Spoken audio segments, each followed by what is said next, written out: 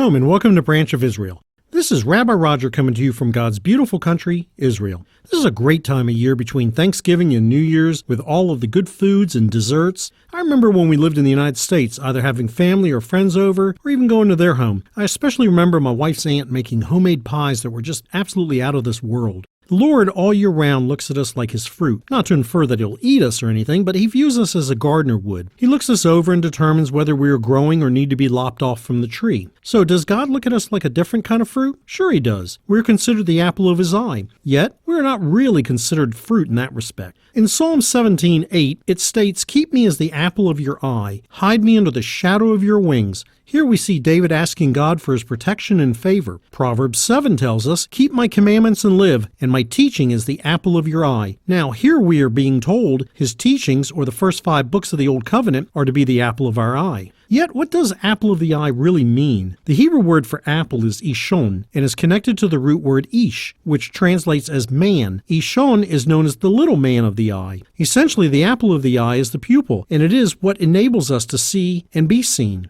If you look someone straight in the eye, you may have noticed your reflection in their pupil. That's an example of being the little man of the eye. It means you are the center of that person's focus, and they are the center of your focus. The word for eye comes from the 16th letter of the Hebrew alphabet, which in biblical times was guttural, but now is silent. In the ancient Hebrew, it represents the idea of seeing and watching in the same way a shepherd watches over his sheep. In Psalm 17, the word for eye used there is girl of the eye and is feminine. Any of the body parts that are in pairs, such as the eyes, ears, legs, etc., are always feminine, while singular parts are masculine. So why is that? Let us see how that applies to the eye. The eye, as well as the rest of the parts that are duplicated, show the way a relationship between a husband and a wife should be. Helpmates helping one another, yet all of them still report to the main body part, the head. In the same way, God, who is like the head of our body, loves every part of us and views us as the apple of his eye. He watches over us, lovingly guiding, protecting, and directing our very steps. He is the shepherd, and we are his sheep. So when God looks at us through his eyes, what does he see? He sees us both male and female. He sees us as the one that he loves so much. He sees us as someone that is very precious. He sees us as the head and not the tail. He sees us as fearfully and wonderfully made in his image. So how do you see yourself, and how do you see others? Does it line up with the way that God sees you?